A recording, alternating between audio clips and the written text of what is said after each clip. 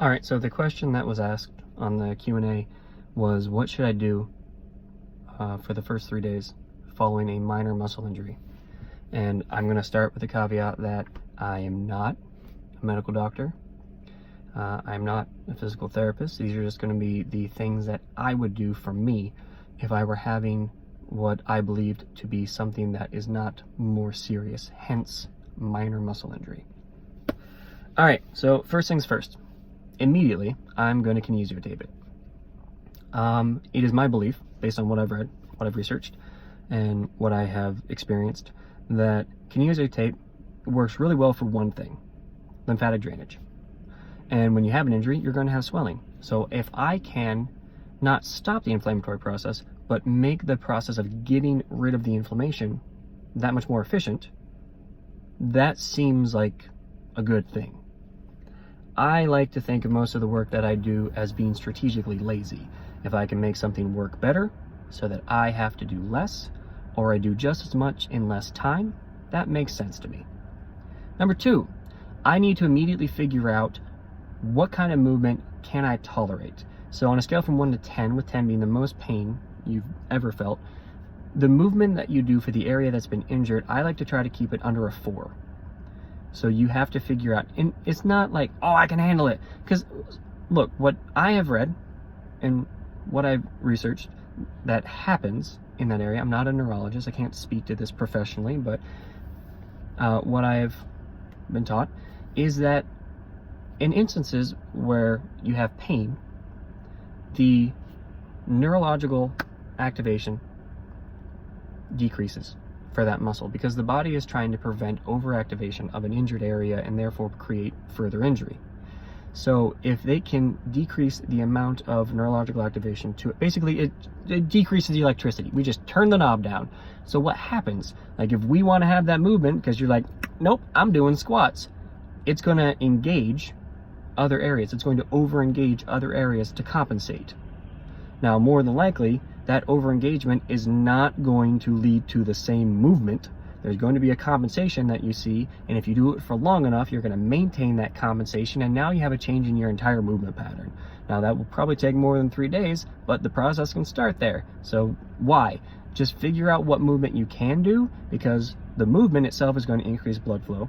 It's going to help remind the nervous system that no, it does not have to feel pain as you go through that, because that's a big part, that neurological reminder. And then that third one is that movement also helps with lymphatic drainage. The lymph system does not flow on its own. It requires movement. It requires contraction of the muscle, whether that's, actively or, manually by some other system. So there you go. You've got 2 systems now that are helping with the swelling that's going on, and the movement now increases blood flow.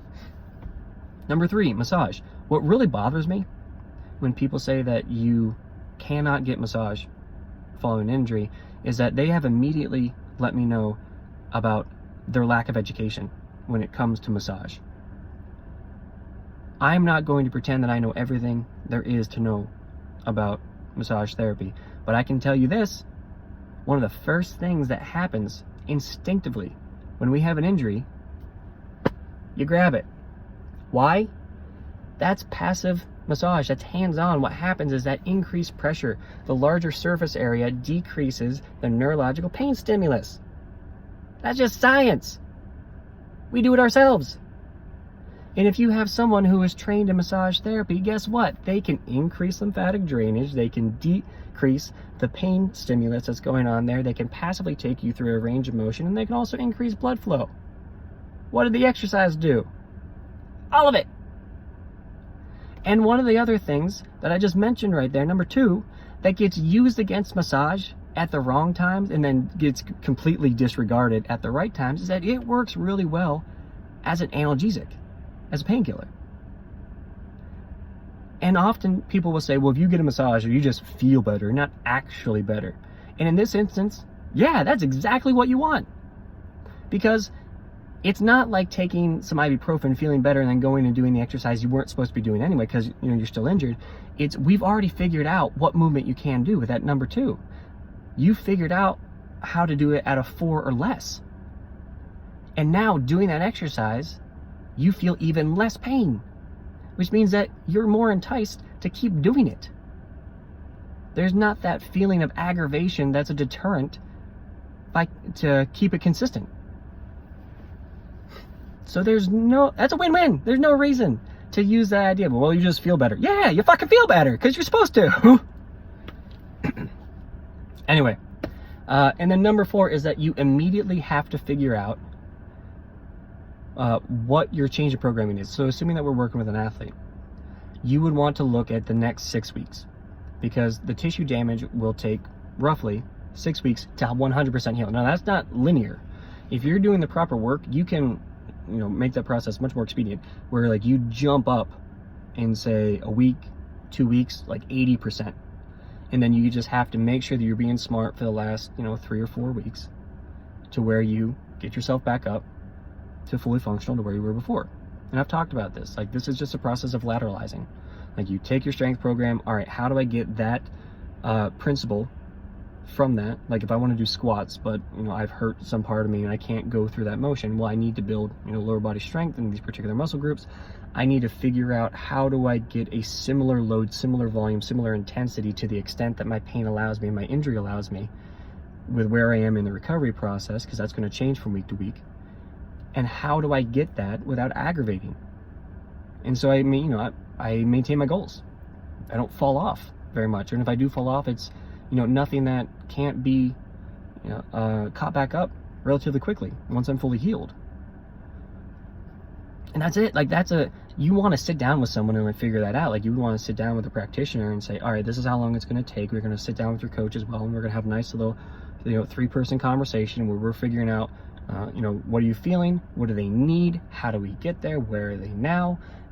What can we do instead? How can we lateralize this? What are their goals that they're eventually getting towards? How is that going to change? Does the timeline need to shift a little bit? And if it does, how much? That's an easy conversation to have when everybody's on the same page. But that conversation, as easy as it is only easy when it's done at the very beginning. And you might say to yourself, just tweak my shoulder. It'll go away in a couple of days. I'm just going to go back and do what I was doing anyway. That's stupid. That's just straight up stupid. It's really irresponsible. Like, to your training, to your athleticism, and just, also your coach, because you've hurt yourself and you haven't informed them on what you're going to be doing. Otherwise, they would have told you, no, don't do that.